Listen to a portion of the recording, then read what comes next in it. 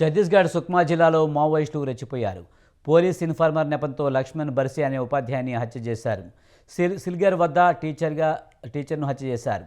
జిల్లాలోని మండి మార్క్ పాఠశాలలో లక్ష్మణ్ బర్సీ ఉపాధ్యాయుడిగా పనిచేస్తున్నాడు. దీంతో బలగాలు అప్రమత్తమై గాలింపు ముమ్మరం చేశాయి.